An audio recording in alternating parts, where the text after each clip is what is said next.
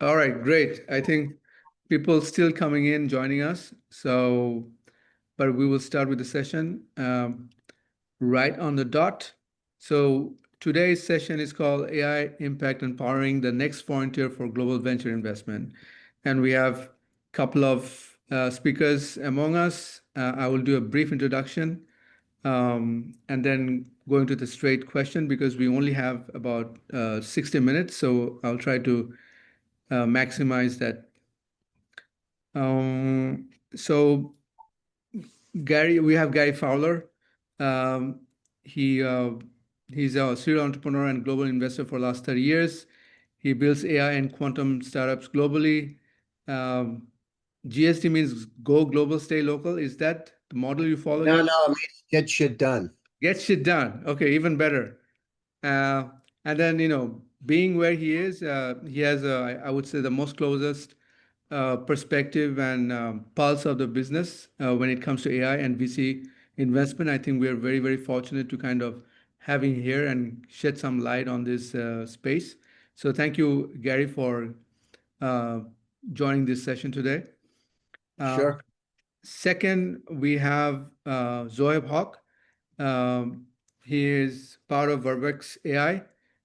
He is a Brown University graduate. Background is finance and strategy. He leads the voice AI solution and expansion of Verbex.ai. And he represents next generation Bangladesh AI leadership in the country.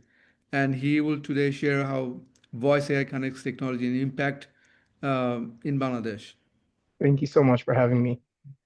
Uh, Great. Thanks for being here, Zoeb. And lastly, we have Adnan. Adnan, I have known him for a long time. Um, um, Let me get the formal. So he's the investment manager and marketing and ecosystem development team, part of the ecosystem development team.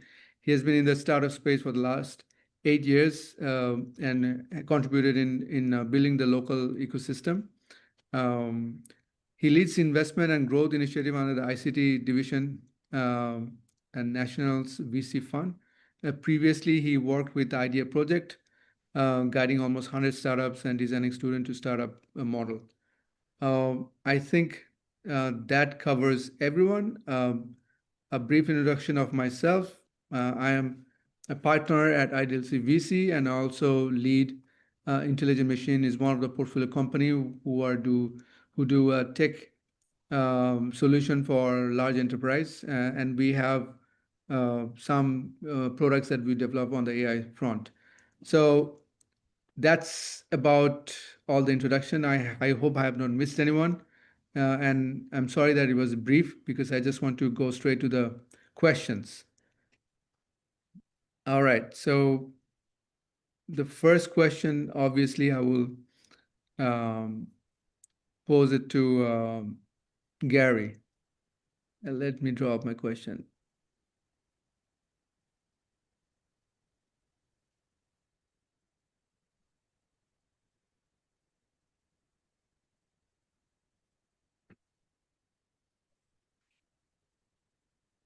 Okay, Gary. So we're seeing a lot of things that are happening in the AI space. And we just recently saw Mr. Burry's, taking bet against AI and removed about 1 trillion valuation from the AI space. So a lot of things are happening. And since you have the, very close, um, eye to what's happening on the ground, um, my question is, what is really happening in this AI space, and something maybe which is more meaningful for Bangladesh, because a lot of things will happening around the world, but that may not impact us as closely. So, from your perspective, what do you think that the most important trends that are happening that we should be looking out? Well, so that's a great question. But think about this. This is a simple thing. You say that people are betting against AI, but here is a challenge. Think of all the people that are here today and look at your own personal world. You each have about 300,000 items in your personal cloud. The entire web in 1996 was 257,000 websites. You each have more information in your personal cloud than the entire web. The problem is your world is following the same trajectory as the web. By that I mean doubling every year. In 5 years with the Internet of Things, you're going to have 10 million items. How many times have each of you here in the last 2 weeks somebody said, I sent you a message, did you get it? Where did you send it? I sent it to your email. Which one? Uh, Let me check. I can't find it. Will you send again? In fact, now you don't even look. You're smiling, right? You guys are smiling because we all have that problem. I call it infobesity. The world has about 176 zettabytes of data on the planet. If you took DVDs or CDs and stacked them one on top of another, it would go 128 times between the Earth and the Moon. It's grown at 69.6% per year. So they say we don't need AI, but yet, we're at a stage because of there's so much data. I call it, in psychology, we call it learned helplessness. By that, I mean there's so much stimulation that you freeze. We're at that point. People don't check their email like they did. They know there's so much in there, they can't find things. They're using WhatsApp or Telegram or WeChat. You're using other ways, and that's only going to last another year. If we don't have these superpowers, these tools that can help us make sense of this world in a compassionate and empathetic way, nothing good is going to happen. So if you command those tools, you have superpowers. Last year, I built a cancer vaccine for my dog. She had stage 4 cancer, and I built it in less than a month. You can look on the internet. You'll see Gary Fowler, Sunny Cancer. Myself, I had stage 3, guys, stage 3 kidney disease, and I used my large language model. I said, how can I cure it? It said mesenchymal stem cells from an umbilical cord. I flew to Bangkok, Thailand. I had umbilical cord cells, 100 million of them put in me. I completely reversed my stage 3 kidney disease. It can be used for Alzheimer's. So a woman had a baby, 3 hours later, I had the stem cells. What I'm saying is the power came to me, I might have died. But now, the clock went backwards. My biological age, I had it tested, is 48, right? I'm almost 70. So you can imagine how it changes things. You each have those superpowers, but you need to use them. Not just talk about them, use them. Get them integrated into your life, because soon there's going to be two uh, orders of people in the world: the people that understand the data and people don't. And you can already see the wealth difference dramatically changing. So, I live in Silicon Valley part of the time, and I'm also in Florida. Why is that? Because we're close in Palo Alto to Stanford and where things are happening. But now the rate of change is so fast. We each need to get out there. We each need to get our companies. If we're going to do it, now the time is it's, exponentially increased in terms of the technology. You got to get out there now where you have the chance and use the powers to help you. So powers to be, powers to see, powers to understand. But for emerging, market like Bangladesh, what does it mean? I know we understand that you mentioned a very unique word called information obesity. Absolutely.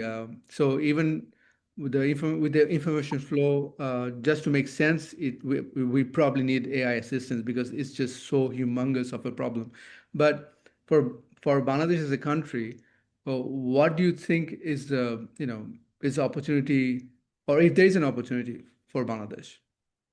Well, I mean, the thing is, remember, intellectual capacity is evenly spread around the world, but opportunities are not. You each forget about being an emerging market. You're competitive intellectually, but you got to get out. It's like having a Ferrari in the garage. Some of my buddies keep their Ferrari in the garage. I don't. I drive my cars. You got to get your Ferrari out of the garage. And don't think about coming out of, I'm going to be in Africa. Well, guess what? Africa, like I'm going to be with the founder of M-Pesa. So if you've ever heard M-Pesa, I will be with him and a co-founder of Skype. We're actually presenting together. And so you have the same opportunity, but don't think of yourself as emerging. Think about yourself as being able to put a dent in the universe, as my friend Steve Jobs used to say. You got to put that dent. Use the technology. You can develop it. You're there. You have incredible skill sets. But if you start thinking about, in psychology, we call it the Pygmalion effect. You become what you say you are. Remember that. I lived in Russia 12 years, right? I started the ecosystem in Moscow, actually for all Russia. So it was called Startup Academy. And we started. I got Guy Kawasaki, Steve Blank, and Bob Dorff involved in it. And it changed things. You have the same opportunity, but get your Ferrari out of the garage. Okay, so get the Ferrari out of the garage. So everybody heard that from Gary Fowler. And I think I also like the fact that you define yourself, and that's also key point. We should not get stunted by our own imagination. I think that's the point that you're trying to make, Gary. Okay, so over to Zoeb. Since you are working in this space with the Verbex AI, uh, what are the challenges or opportunities you're seeing? Because you're basically doing solutions, right? In conscious of Yeah. Bangladesh. Thank you so much for the question. I think Bangladesh is in a very interesting position where we're a developing emerging market, but at the same time, we're being exposed to the fourth industrial revolution technologies. So I think that's in terms of how Verbex has kind of been focusing on AI. We've been focusing on where we can implement AI that can actually make an impact in the lives of people. So that's one of the reasons why we've kind of focused on voice AI, where we've seen that in Bangladesh, there's a gap right now in terms of literacy, in terms of digital literacy, especially about people being able to actually utilize computers and smart devices to actually conduct and become digital citizens. Here, we've seen that there's a lot of opportunity working with voice AI that can leverage the intuitive skill of people actually just being able to speak and then being able to be connected to the internet, being able to conduct whatever activity that they want. So that's where I think Bangladesh is in an interesting position where we kind of have to look at how we can adapt AI to kind of fit the needs of the market and the skill sets that are available in the market so that the people who it's actually being exposed to are actually able to leverage it and actually work with it to create new innovations. So are you saying that the opportunity lies because there is segments of population who are not, say, formally educated, so your solution provides them participation or access, which was probably not provided before. Definitely. That is one of the things that we've really been focused on. We actually look to see how people at some of the lowest ends of the socioeconomic ladder, how they can actually leverage our AI technology to actually be able to become digital citizens. How can they actually conduct digital activities? How can someone who's never been able to work with a smartphone or utilize a computer, or maybe doesn't even have the affordability to access one, how can they actually interact with AI to get different benefits, to enact different services, to conduct different activities. That's where we've kind of seen that AI does have a big opportunity in Bangladesh, but we need to understand how to implement it in the right way that is suitable for people. Okay. So now moving to someone who actually helping, making investment decision for SBL. And obviously, SBL has few portfolio companies who are have some, exposure in AI or, AI first company. So Adnan, with the deal flow and the portfolio mix, what kind of, pipeline are you seeing in AI? Because what I've seen recently, almost $500 billion of investment has come across, and I think India got about $0.8 billion of investment in just last 1 year. So I don't think Bangladesh got, anything meaningful. But even in that scenario, what are you seeing in terms of the deal pipeline, in terms of AI enterprises? All right. Thank you, Mustafizur. First of all, thank you for having me here. So I want to just connect Gary and Zoheb all together because what I see that Gary was talking about going out and trying different things, and trying something without knowing that, like Mansa and Manor, like I have something in my mind and I want to do something. I want to get my hands in dirty, right? On the other hand, Zoheb told about that there is a huge population who don't basically don't know how to use the digital devices or internet in a broader sense that the Gen Zs are expert in.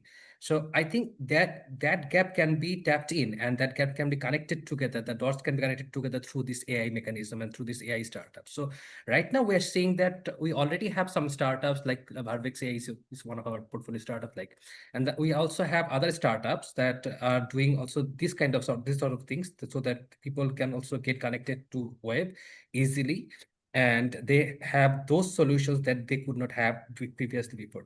And we are seeing a lot of people who are developing AI agents. We are seeing a lot of AI agents. We are also seeing AI wrappers, and some people are coming up with some solutions who are basically doing a kind of fine tuning, like on top of Llama, they are just okay. So on top of Llama, they have just trained the model in a different way, and they have developed some systems for you can say sentiment analysis and these kind of things. But one thing is very important for Bangladesh context is that Bangladesh has a huge population, and through our startups we can see that they are producing a lot of data.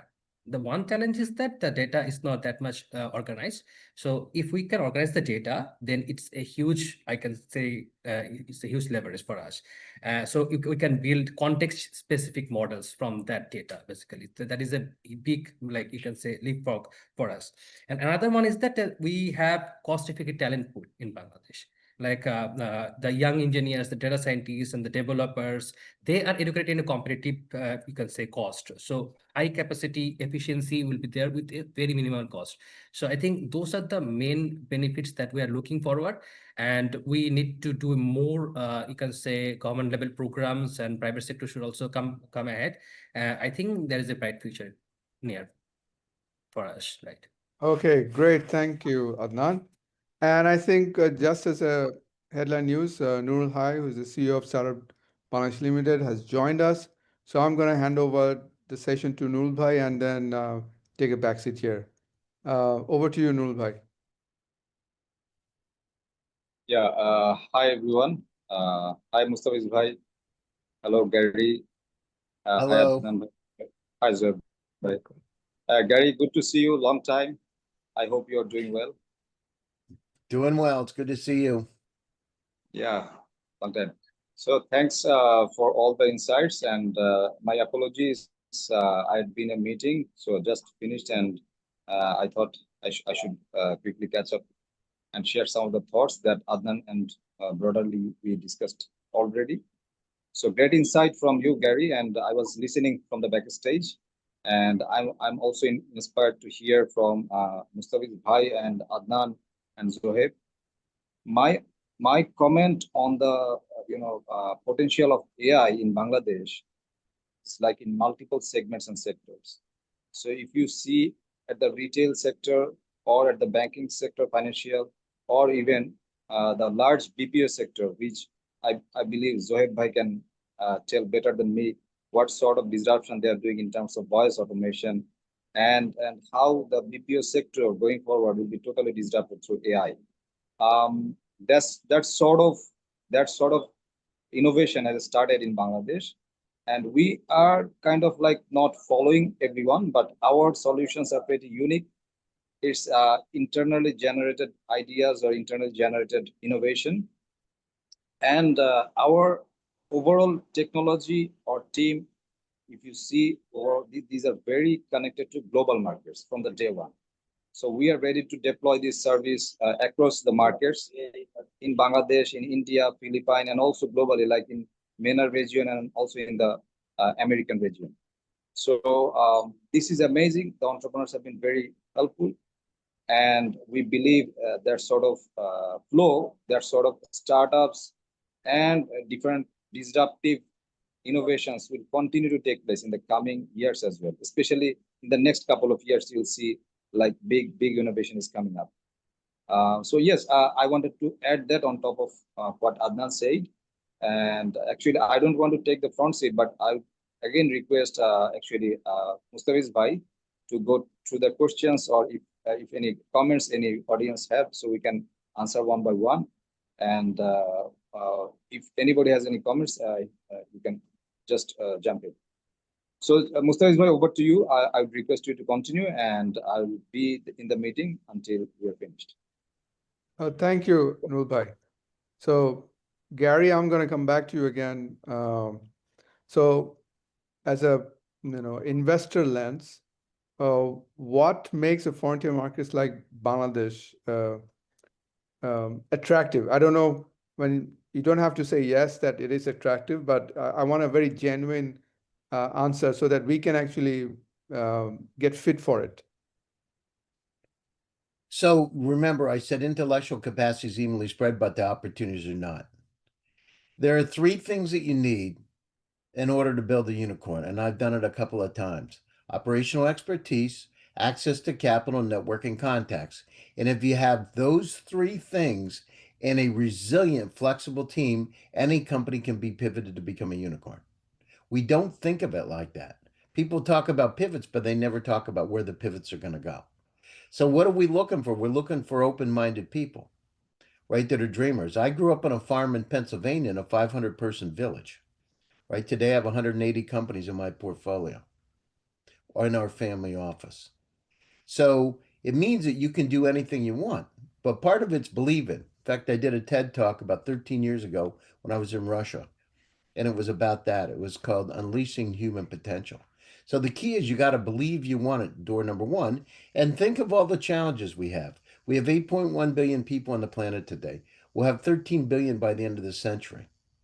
We have to increase crop yield. We can't increase the number of cattle because 26% of the pollution's methane gas from cows. What does it mean? We need plant-based protein. What does it mean? We got to do crop yield from the farm to the table. We've got to do increase efficiencies dramatically in the refrigerators. Generally, around the world, we lose about 30% in the refrigerators. It becomes garbage because it's wasted and rotted. So we need to be more efficient. At the same time, there's about 100 billion Earth-like planets just in the Milky Way galaxy. There's about 8 billion of them that are 100 billion planets, 8 billion Earth-like, and there's estimated 2.8 trillion galaxies in the universe. We got a lot of stuff to see. In fact, my friends that are astronauts tell me they look at the Earth and you finally realize how small are when you're looking out there at all the stars and planets, right? So we have a lot to see, but we also need to work together.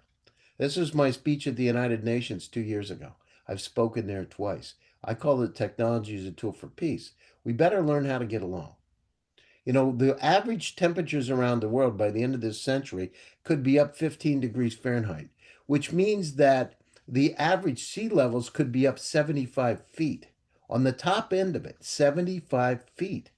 You understand what's going to happen because you're going to have hurricanes and tornadoes like we've never seen before, right? Instead of 150 mile an hour category 5, you'll see 250 mile an hour. These are real things that are in front of us. We need to work together, right, to be able to solve these problems. And so in Bangladesh, you have a lot of very talented people, especially in mathematics and engineering. Those are the kind of the sciences and tools you're going to need to be able to solve these problems. So it was me, I'd be thinking about, hey, listen, I have these problems to solve, and I want to go down through and solve them. I want to help. So supply chain. We talked about drug discovery. Think about it. Think about this, right? So I told you I built a cancer vaccine last year for my dog. But imagine, you guys are way smarter than I'll ever be. Now, imagine the possibilities using quantum computers and AI. A quantum computer is 100 million times faster than the fastest supercomputer, which means what would take 10,000 years takes 200 seconds. These are real statistics from Google. So imagine what we could do. I would be thinking, open your mind and think out of the box. You know, I have companies from all over the world. We're in 73 countries. They come to me. Why? Because one is we're connected in the valley, right? In fact, one of my companies just had an exit yesterday, big exit. So what we do is one thing is you need cheerleaders. You need people that support you and care about you. Kind of like what Peter Thiel did for Facebook. On the other side, you need the operational expertise. One of the things that a lot of people don't have, especially in Bangladesh, is marketing. They don't know how to do marketing on a global scale in a Silicon Valley way. So what we do is we started fractional marketing services in GSD Reach, right? AI enabled. We use 14 large language models to help us. Well, imagine what you can do with that. You can change everything. So there's not listen, You have the same opportunity as anybody else, but you got to want it. You got to be hungry for it. You got to internalize it. And if you do that, you're going to win. It's not about what you don't have, it's about what you can have. Remember that. Mother Teresa said it's not about stopping war, it's about pro peace. Think about how to go forward. And that's the thing. It's a mindset change. It's a dramatic mindset change. And I mean, look at Ennis from Startup World Cup, right? Pegasus. You know, look at he came from Bangladesh and now he's got $3 billion fund. Anything's possible. Okay, so I asked you two questions. I think the premise for the both of these questions answers were um, anything is possible. Uh, so sounds like a Adidas slogan that we have to adapt to our mindset. Well, I mean, I'm living proof, right? I've been involved in startups in Silicon Valley 44 years. Right. 44 years. I started my first company. So Right. I've been through it. I've gone down through it myself. I've gone from taking a company from $0 revenue to $1.35 billion exit. So I've been in your shoes. So and if I can do it from a little farm in Pennsylvania where my dad's a teacher and my mom's a housewife, and I didn't go to Harvard or Yale, Princeton or MIT or Stanford, I just did it. Anybody can do it because you guys are way smarter than I'll ever be. So I mean, you're mostly talking about mindset change, and I think I want to do a follow-up question. Sorry, Zoe, I'm going to come back to you after this, but we're not going to get Gary Fowler every day, so just kind of taking advantage of that. So in Bangladesh, the way we have seen the technology space developed over the last, say, 2 decades, we have been mostly focused on tech outsourcing, and basically what it means, basically becoming a sweatshop for other companies. And I think over time that kind of stunted our imagination or what we can do. And I think you're coming back to that again and again. So how do we actually morph out from this, especially Well, I in mean, the space of AI, the time of AI? sometimes people get happy and comfortable, right? They got their money coming in, they're doing their offshore development, they're making their margins at 20 or 30% or whatever it is. They have enough money, they can go to, on Sundays, go out and have some fun at a restaurant and that kind of thing. You get fat, dumb, and happy. And the thing is, once you get fat, dumb, and happy, it's incumbent upon you. People can get, I've seen it, right? In Russia, when I lived in Russia, I saw a lot of the offshore outsourcing companies migrate into different directions and create products. So, Sergey Belousov, who built several parallels, for instance, was his, but it came out of his offshore development company. You got to use it. I mean, you got raw talents because you're doing work for people and you're learning on them. Look at it as an education. Take that, what you've learned, and apply it in a different way. But if you get fat, dumb, and happy and just keep doing it all the time, it's not their fault, it's your fault. You make the decision. Do you really want to try or not? Remember, one of my friends, Scott McNeely, who was one of the founders of Sun Microsystem, I'll never forget, he said, always go to areas you fear the most, you're going to learn the most. Most of us don't do it. The older you get, the more you don't want to do those things. Me personally, I just thrive on it. I do it all the time. And like I told you, my stem cells, I'm one of 700 people in the world, so I had 2 full body stem cell replacements. People don't told me don't do it, you're going to die. Here I am, right? So you have to go out and check it out. Of course, I use my large language models to do research. I wasn't going to be stupid. I'm not a doctor, but I went through all the literature and checked it out. So go out, think differently, look at it. You got the tools, Perplexity, ChatGPT. Start using those to try Pappy. Put in right now. I live in Bangladesh. I'm looking to go global. What are 3 kinds of companies we could develop here to be able to go global? This isn't right. You can do it right now in 2 seconds. If you want, I'll do it right now and I'll tell you what it says. I use my language models. You know what I mean? This is not rocket science. But the problem is what happens, guys? People just talk and they never do a damn thing. They talk and talk and talk. Well, let's talk about the problems. I don't know. It's impoverished. It's this. Listen, we didn't have any money when I grew up as a kid. I know what it's like. I lived in Russia, right? Then I lived in Russia when it wasn't good.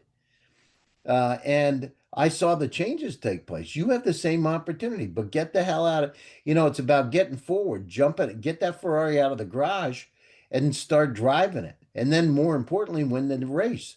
Who cares if you drive it? You got to win Formula One. What do you need? You need a good team. So if I was you, what I would be doing is remember this. I had this course at Stanford.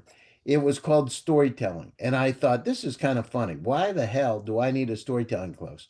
You do because 90% of building a unicorn is storytelling. It's not the product. So what I would do is I find people like we have in GSD, and I would say, listen, I need some help because I don't know how to do this. I've never done it before, right? And when you turn the words into magic and you paint pictures with words, that changes everything. Think about it. My friend Jensen from NVIDIA. People love him. He's got a $5 trillion company, but he can paint pictures with words. Steve Jobs painted pictures with words. Paint pictures with words. Make people excited, enthralled, enchanted about what you have. It's not like, oh, I'm doing this for the supply chain. Who cares about that? I want to revolutionize the way people get food. And I want to do it in the most efficient way possible on this planet. And my company's the one to do it. Hi, my name's Zoheb. It's nice to meet you. That's the way you do it. Absolutely.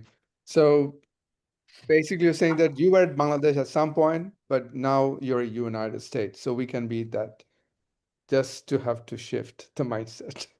Well, the thing is, it doesn't matter where you are. It's I mean, think about it, right? Skype started in Estonia. Yeah. Estonia, right? I'll be with him in Africa. M-Pesa is an African startup. I think they're number one now. But the thing is, you got to have that dream. Steve Jobs started in his garage. Seriously. I was there. I sold the first Apple IIs, by the way. So, the Apple one was a wooden one, and there was Apple IIs. I sold those. I was involved. I was right out of graduate school. I saw the changes take place, right? But again, it's, you can't, the other thing is don't let fear drive you. If you let fear drive you in a negative way, you do stupid shit, right? You don't want to do stupid things. You must control yourself. You cannot let fear ever drive you, right? It can push you to get things done, but it can't control you. You have to control your own destiny. And you have to manage effectively too. You can't go to Harvard or Yale. In fact, Harvard started the first MBA. It was to teach managers how to manage. In fact, risk was a negative thing. Some cultures are very conservative. And I don't know what it is in Bangladesh today, but they're conservative. Oh, my grandmother says I shouldn't do this, blah, blah, blah, right? I'm sure that's part of it. But if you don't do it, you're never going to know. Let me tell you this. If you want a full life, if you don't try things, do you think your life is going to be that interesting? Seriously. Right? It's boring. What the hell? We're only here one time. Why don't you go down through and try it? Get the hell out. Do you want a boring bullshit life? Guys, I went at 46 years old. I got divorced from my ex-wife. I went back and lived in a student dorm in Russia. And people laughed at me, my friends. They weren't laughing when they saw my girlfriends. You got to try. I did it. I did it for 5 years. I started Startup Academy with Lawrence Wright in Moscow. I brought Guy Kawasaki and Steve Blank and Bob Dorff and Bill Reichert, who's at Pegasus, over. All of a sudden, things started to change. I came back to the Valley. I started the first generative AI company, pre-transformer models, in 2016. You can look online. You'll see in TechCrunch, I raised $7 million in 3 months, right? I didn't even have a product. Well, if I can do that, imagine what you guys can do.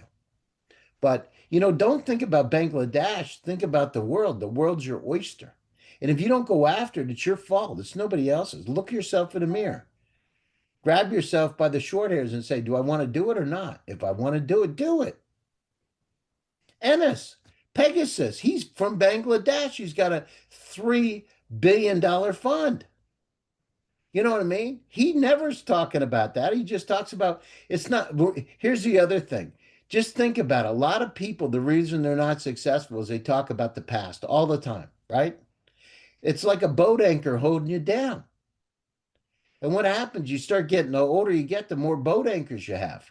Don't put those boat anchors up if you want to go sailing and go forward. Right? I was with Rupert Murdoch's right-hand man. Rupert Murdoch owns Fox. His right-hand man is Andrew Staginski. I had dinner with him and Larry Page's brother, Carl, right? And Andrew had just bought the Wall Street Journal for $4 billion. This is not that long ago. And I said to him, he said, I've studied 3,000 entrepreneurs.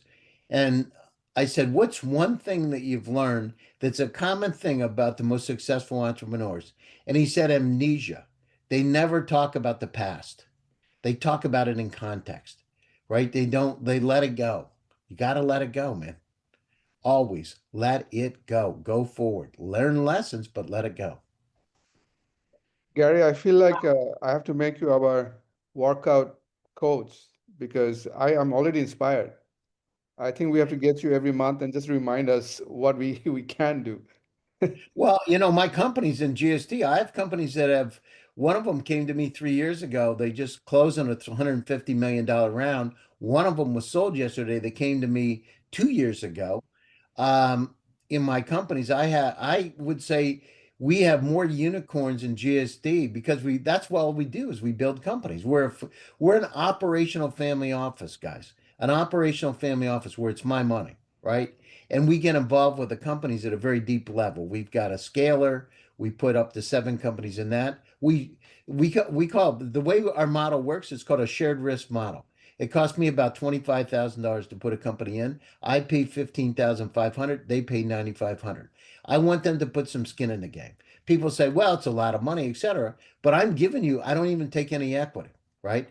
But I want to make sure that they have the guts and they really want to do it. I don't want any games. I don't want any jokes. It works. And then what we do is we deconstruct, reconstruct. We put the Ferrari in the garage and we look under the hood. We look at the engine and transmission. We look at the aerodynamics. We figure what the hell we got to do to win Formula One. We pull the car out of the garage. We get ready for winning the race. We have the right pit crew, the right aerodynamics, the right sponsors, all those pieces in place. Today we have 10,000 investors that follow us and 1,500 family offices. Why? They want early access to deal flow. By the way, the family offices, think about this, guys. 99% of the wealth is 1% of the population. Seriously. I'm down in Palm Beach, Florida right now for a reason. Because this is a time, in fact, very close to me is Bill Gates. Bill Gates lives in the same area as I do. Bill Gates, Steve Jobs' wife, etc. Why? Because they come down here for horses. I like horses now. I love horses. So that's it. Put yourself where the people you want to be are. Don't talk about where you aren't. Talk about where you're going to go. Yeah, got it. So with that note, Zoheb, we're talking about people. And obviously, when you want to build stuff, you need people. So share the experience of how you're getting talents to kind of build out the things that you're trying to build. Are you kind of getting the talents from here, or are you getting in touch with the diaspora to get talents to help you out? What is the formula that you're following? So thank you so much for the question. I think touching on what Gary had mentioned earlier, Bangladesh is full of talent. Bangladesh's talent, I think, is often underestimated in the market. I think now maybe with globalization, awareness is building. We're very proud to say that at Verbex.ai, our entire engineering team is Bangladeshi. We have partners in other countries who help us develop the products, but in terms of the core technologies that we've developed, it's entirely Bangladeshi. And currently, we hold about over 30 patents in over 26 countries, including countries such as Indonesia, India, Japan, and even other repo nations. And the innovations that we were able to come up with was through the talent and the research and development being conducted by our Bangladeshi team. I think Bangladesh has a lot of talent, but At the same time, we need to know how to leverage that talent to bring it global. I think touching on what Gary had said about being global and marketing, these are two critical points. At Verbex.ai, what we've seen is that in order to attract investor interest, to get that global traction, having and building products with the Bangladeshi team that is not only catering to the Bangladesh market, but to global markets. It has to be a globalized solution that anyone, anywhere using it can find value. And often we think that we don't have the resources in Bangladesh. It's true that certain resources we don't have. But in terms of talent, I would say that Bangladeshi talent really does have that potential. And this is where I think brain drain impacts us a little bit, because I think once they see the potential, they often go to different markets. But here, I think leveraging the Bangladeshi talent, especially to make Bangladeshi startups and AI developed in Bangladesh, I think a global solution is definitely an area of opportunity. Okay, with that note, I'm gonna, since Nurul Bhai is with us, I'm gonna get that question for Nurul Bhai as well. Nurul Bhai, SBL is trying to, provide investments in a local technology companies. That's your first mandate. But one of the things that we have seen is like but there's a bigger universe. So what is your plan in terms of promoting this AI-centric idea or imagination so that we have more talents coming into this space, working for local startups or thinking about doing disruption? Because, as Gary said, it's about imagination. It's about not thinking about limitation, but thinking about what solution we can do and not be afraid of trying that. A great question. Thanks, Mr. Bhai.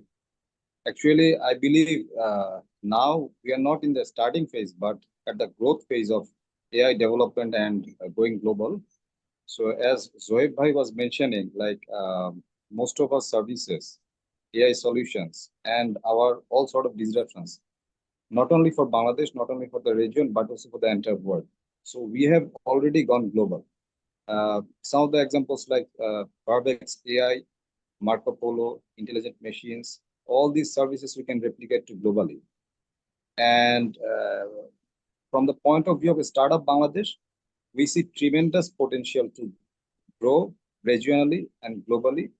And these sort of services, these sort of AI solutions are very needed in different sectors. As I mentioned earlier, like in the retail industry, Marco Polo is disrupting, then the voice technology and overall segments like BPO, business process management, that Verbex is disrupting. So this sort of trend has started. And from Startup Bangladesh, we want to push it forward. We see tremendous opportunities internally within our ecosystem and also the opportunity to grow globally. And interestingly, we see there are a lot of investors. They are now looking into our startups, not from the local lens, but also from the regional or global lens. So they think that these startups have better future, better potential compared to some of the other competitors within the region. But somehow our data or our information is not going public, or our visibility is not proper. So that's one barrier. And if we can actually showcase our services globally, that will be very convenient for the founders. Going forward, we also try to connect the NRBs and international investors. So non-resident Bangladeshis and our diasporas, they are our great strength. And we believe, along with that, many of the family offices, private equity and venture capital firms, then technology investors, they are highly interested to invest in Bangladeshi startups that have the potential to go global. So I'm very much optimistic, and I believe you are also engaged with, I know with Intelligent Machine. Zoheb is engaged with Verbex. Marco Polo is there. They are now in San Francisco developing their product, already developed, now deploying globally, earning much of the revenue globally from the, I believe, more than 70% of the revenue is coming from global market, and only a small portion now is from Bangladesh. So we have already proven that our technology is not local, it's already global. And now this is the time for us to actually work on the deployment, work on the customer acquisition, work on our, as Gary and also Zoheb was mentioning, like um, we need to dream and execute properly. So this is not the time for planning. This is the time for implementation. So if we cannot implement, we won't be able to actually capture the global market. There is huge competition coming up, especially from India and some of the regions like Malaysia and Indonesia. And I believe our technology is very much efficient and our cost is competitive. Our technology is scalable. Speaking from the point of view also from the impact investing, so I also see a huge potential for impact investors to look into Bangladeshi startup that has that is already going global. So that angle was previously missing. I'm not sure whether impact investors they have identified Bangladesh as a destination for investment, but over the years, within a few years, you'll see this impact investing and AI will coincide in terms of like the investment in ESG, environment, social, and governance, and also our efficiency going forward for energy efficiency, heating, these sort of issues going forward. So these issues will come up, and I believe in from this region, Bangladesh is a very unique position and very attractive destination. Okay, thank you, Nurul bhai. So we have 14 minutes left. So in that note, since we're nearing on the end of the session, Gary, we have a few young founders, entrepreneurs with us. What would be your advice in terms of, because you see a lot of deal flow and and pitches, what would be your three advices for the founders, especially who are working with AI space and AI tech, to avoid them? 3 things to avoid. Yeah, so that they don't make those mistakes. Yeah, While so I they're mean, looking at the idea. one is realize that marketing is key to success. So you can have the best product in the world, but if nobody knows about it, it doesn't matter. So that's door number one. So what you want to do is create an integrated team. You need people that have technical expertise, operational expertise, and marketing expertise in whatever form.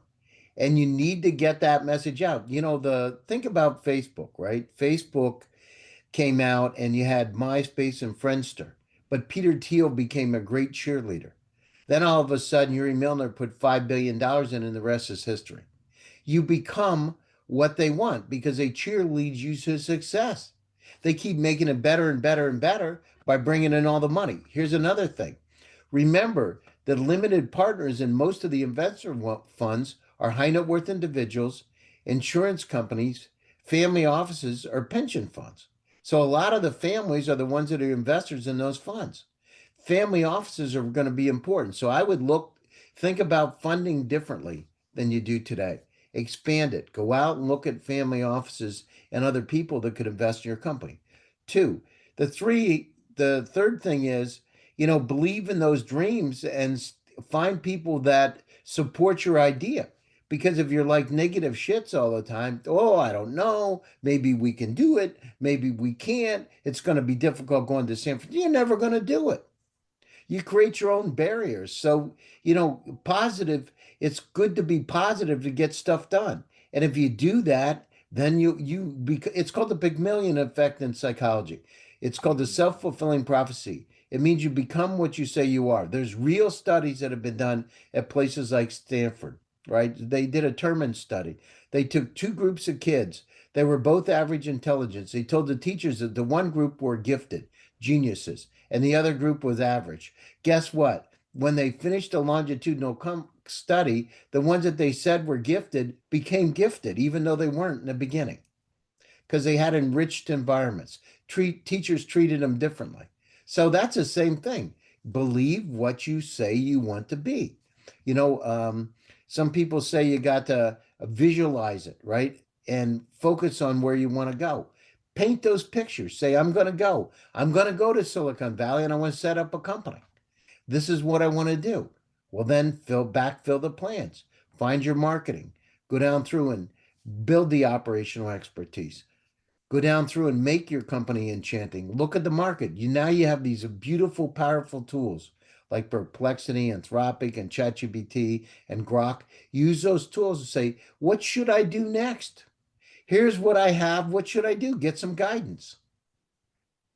But again, most of the time, people don't. They just talk about something, right? Isn't it funny when people say, I had that idea, I could have been a billionaire?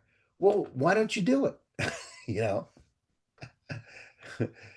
that's it. But, Silicon Valley, guys and ladies, is a hub to the world, right? It's like a port to the world. It's where people go, and they go there because they have dreams, and there's a lot of people that get it, and there's a lot of money. The valuations are really a lot higher, right? That's one thing, because they get it. And so think about it. You don't need to put your whole team there. You can have your development team in Bangladesh, but you can also have your operations team, part of it, at least in a place like Silicon Valley, where you have the access to capital.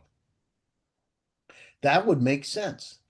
So you're still, and then people say, well, we're Bangladesh. You are a Bangladeshi company. You've got your resources there, but from the outside world, you're a Silicon Valley company. And it changes things. You become what you say you are, right? Right.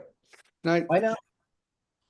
I have a question from the chat room, which I will ask, but before that, maybe Adnan, one of the note I want to mention is that what Gary's saying, that I think one of the weaknesses that I've seen over time looking at, startup and founders in Bangladesh is that the storytelling is one of the weakest point. And I think Gary mentioned that, if we can't make ourselves imagining big things, and if we can't dream big, and if we can't even articulate that dreams to others, we are not going to get money. I think that has been a lagging point. I think Gary kind of mentioned that in multiple times. So something that, By the way, it's not just in Bangladesh, just so we're on the same page. yeah, It's around the world. So absolutely. we have Harvard MBAs, Stanford MBAs, Yale doctors, MIT MBAs in GSD. They come to me because they also have the same challenge. Just so we're on the same page. It's not just Bangladesh. It's a lot of places. Marketing is an art and a science. And unless you've done a lot, it's hard to get it down. And on the marketing part, Adnan, I think we do annually a big mega startup event to kind of raise the profile. But I think one of the things that we should think about how to kind of do campaigns and activities kind of throughout the year, not just say, a 3-day event and then rest of the year we are quiet. So how do we kind of promote the talents, the technology, or the enterprises, even from just within the portfolio company, even if it's to make a business case just for SBL. I think there has to be some strategy around how do we, market our companies to rest of the world, and I think that's something deserves some internal discussion, which I think Gary mentioned that we need to be out there, and I think we are not really doing a good job, and maybe SBL can take a play as not only as an institution investor but as also a very large stakeholder in, from the Bangladesh government side. So I Right. think Right. Yes. you Right. can add to my note, and then I will go to Zoheb. We have about 7 minutes left. Yeah, so Mustafizur, we are thinking about all these things, and we are thinking about also we are planning for a online platform where like one student from Buet, maybe he developed something in the morning, maybe he cracked a problem in the morning. So we want him in the visible arena by noon. So that is our target, that by noon he should be visible to the investors, he should be visible to the mentors, he should be visible to the you can say incubators and accelerator programs. So that is one thing, one kind of impact we want to create right now. So we are we are designing right now an online platform for the startup so that we can get connected everybody, and everybody should know that what is happening right now in the city and what is happening right now in in Bangladesh, maybe some other countries, maybe some in Berlin, maybe in Asia or somewhere else. So we want that all the opportunities should come in one place so that we can connect people more easily, and people can go out, as Gary was saying, that people can go out and talk to other people and connect to right people more easily. Yeah, we are planning a lot of things. Okay. On that note, Zoeb, I want to kind of carry on the same question. Like, okay, how are you doing that marketing bit to kind of raise a profile or getting the word out outside of Bangladesh to kind of get customers? Yeah, so thank you for that question. Actually, this marketing bit, I would agree with Gary and Adnan Bhai that this is actually one of the biggest challenges. And this is where we have, over the last 4 or 5 months, actually started our own initiatives. So, there's the traditional methods of doing the social media marketing and all those marketing, but we ourselves are developing our marketing strategy. We are going to clients, we're working on different online. We recently started a podcast. We started different webinars. We've trying to see different ways that attracts different target groups that who can potentially utilize our solution or even collaborate with us to develop solutions. So this marketing part, I think it's a bit of, you have to do a lot of A/B testing. Sometimes some things will work for your topic, sometimes it won't. So currently, we are in the process of experimenting with different marketing things. A lot of the clients we're working with currently, it's been direct marketing. It's been us going to them, showing our solutions. It's been working in that manner. But in terms of now reaching that scalability and now entering and serving mass users, that is where we're now experimenting with social media. We haven't gone into traditional marketing such as TV ads or those things yet. But we have now we're experimenting social marketing, different types of engagement ways, rather than just pure advertising, because we want people to actually engage with our solutions. As a voice AI company, one of our goals is that we want people to come to our website and actually test out our solutions. We want them to see what we're talking about. We want them to interact, because I think marketing in a way where you're able to communicate that value will actually entice people. People seeing something versus people engaging with something, I think, is two different impacts on that. Okay, great. So, Gary, I just got a question from the chat. So this will be our last question because we have 3 minutes. So the question is, when it comes to impact investment or doing solution for greater good, a lot of case the business case is not hard enough, and mostly they're pre-revenue for a long time. Path to monetization is questionable, and especially when you add it as a AI focus. How do even entrepreneurs even pitch their idea? Because you're not going to see, say, monetization for a longest time, especially when you're doing for good enterprise. Yeah, Like, but the thing is, the ones that are successful are the ones that are like for global warming that are doing things, that, for instance, one of our companies looks at water levels of fields. And so, it's for global good, but then we changed it, but we could figure how can we monetize this thing? Because think about it, you want investors. Investors, it's great. And then it's a philanthropic thing and you go to do a charity. Do you want to create a business or you want to go to a charity? Charities don't last, by the way. And you're always begging for money. But so the greater good is what? Going down through and, as I talked about global warming, as we talked about the population increase, we're going to need move more food. We'll go down through and create a startup that helps increase crop yield that's protein based, like soybeans. That would be a way to do it. Come up with something, tie it in. It's great to have the idea for the greater good, but how do you take that idea and turn it into a business? Because if you do that, you're going to get people interested. Then you can pitch it two ways. Hey, we're a successful enterprise, and we're also going to make the world a better place. That's the best of all worlds. But most of the time, people don't do that. They think the good can be good business, right? yeah, I mean, look at Elon Musk and Tesla. They said he couldn't build. I was there, by the way. I remember the first cars at Tesla, and people were laughing at him. Right? Oh, this isn't right. But guess what? We only have so many dead animals and plants we can burn, and he knew that. And everything he's done, everything, including the Boring Company, why would they do it? Because you have to live underground in Mars. Why would they build robots? Because the first people are going to be in Mars are robots, The robots are going to be the ones up there building the stuff so humans can come. Like, go down through. People laughed at him with the robots. They laughed at him with SpaceX. Guess what? They aren't laughing anymore because they made a lot of money. He's done stuff, everything on his side is focused on, for the most part, good. Turn it into a business. It's simple, you know, and But the problem is some people get so idealistic, they forget about the business aspect.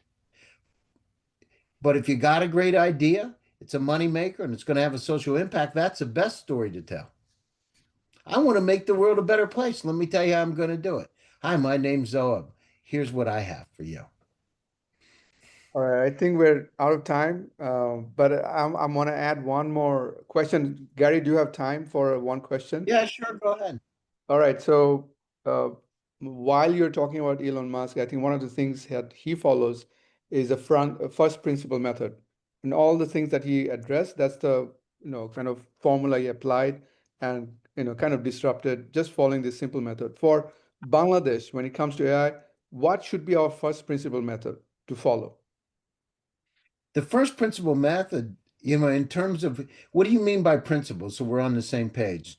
So, for example, when Elon Musk wanted to do SpaceX and look at the rocket, and what he saw that cost component was the biggest constraint for it to become a sustainable model.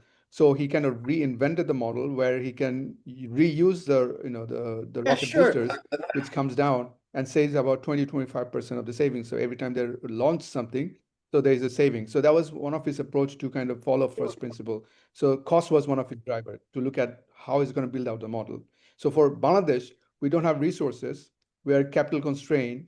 We are not really network rich. Nobody knows us as a country that we even Yeah, but you're telling exist me the every time we. negatives, not the positives. We're down the same road. I'm just saying.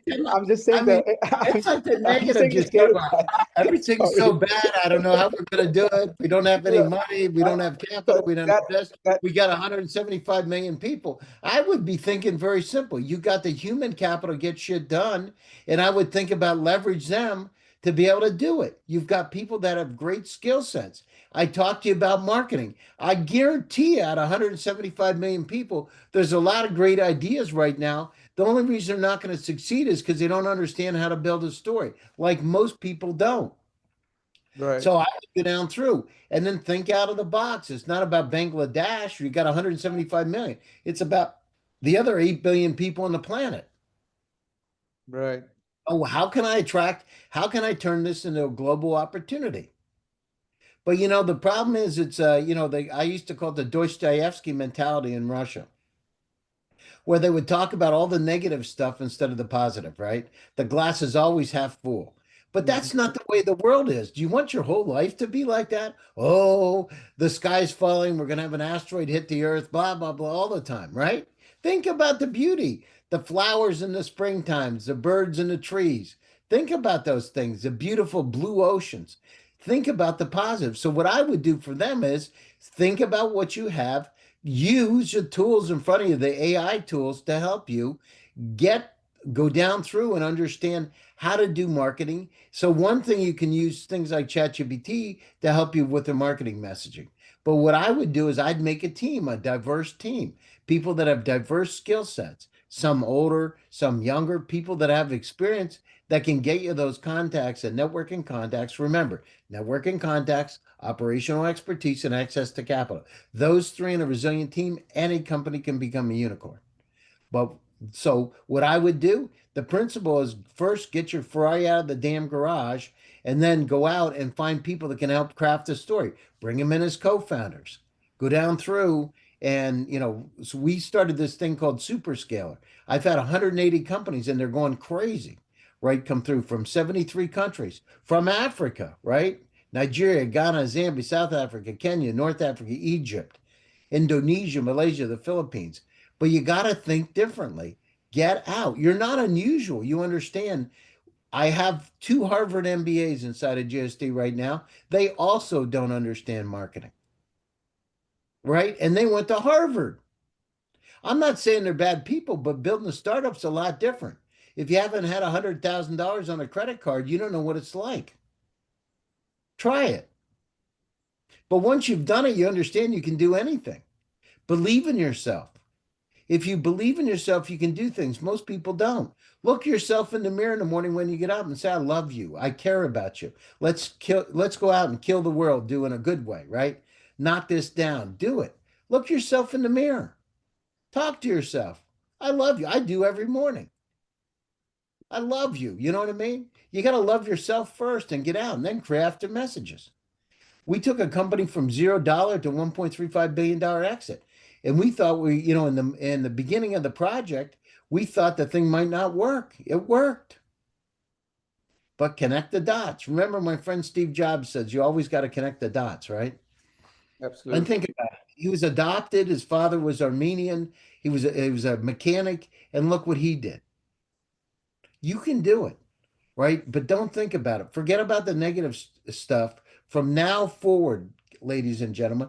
Forget about the negative stuff. Don't tell me about why you can't do it. Tell me why you can't. You're going to do it. That's all I want to hear about. Those people, once they have that mind shift change, they can do anything. I've seen it. I've had my companies that are, unicorns, right? They've gone down through and done it. All of you there have the same opportunity. But don't think about the negative stuff. It doesn't matter where you're. Listen, my grandmother was Egyptian. She moved from Egypt to the United States at 10 years old. They had nothing, and she did it. My grandfather was Greek and was a farming community in Paleo Greece. He came over and started 17 businesses. So now use Silicon Valley as a port and get your product out to the world. Your valuations will be a lot higher. You won't be going around in circles because there's a lot of people that get it. It'll help you. Okay, folks, that was Gary Fowler from GSD. A big hand. Gary, I mean, Thank you. you inspired us a lot. Thank you very much for coming here and sharing your thoughts. I'm inspired. Sometimes I need someone to kind of, one of my professional job is to inspire people, but I don't get inspired more often. So thank you for doing this to remind. What? To your audience here too, I have 1,500 podcasts I've done. So if you need some inspiration and you Yes. want to learn, I've had 1,500. I've had Guy Kawasaki on my podcast. I've had top companies worldwide on the podcast. Daniel Kotke, who's Steve Jobs' roommate, one of the first Apple employees, people like that. And you get inspiration. You hear from them about how they've changed the world, and that'll help you. But like I said, you can all do it. The Yeah. question is, look yourself in the mirror and say, do I want to do it or not? Look yourself, literally look yourself in the mirror and look right in your eyes and say, I'm going to do it. I'm going to get this done. I'm going to get my Ferrari out of the garage. Yeah. Manifest that shit. That's right. Manifest it. All right. Thank you so much. I'd like to thank you, Adnan from SBL, Zoheb from Verbex.ai, and also Nurul Bhai, who was here briefly from SBL, and Nafiz from SBL, who actually worked behind the scene to kind of get this session today in order. So, and also all the participants who came here today, really, really appreciate your time. And I hope, you got inspired or learned something from the speakers we had today. And at least I'm leaving inspired, and hopefully check out all the podcasts that Gary Fowler has and see what else we can learn. So as uh, the last note, I would say that my key point that I took away from this session is that we are only stunted by our imagination. We have to think big. We have to get the Ferrari out. Everything is out of the office. We have to market better. We have to tell our story better. We can be defined by our constraint, but we can be bigger than what we can imagine. We have the talent, as Zoheb said. The local talents are building his very advanced AI solutions. They have patent. That means it is possible. So possibilities are endless, and it can be done by local talents.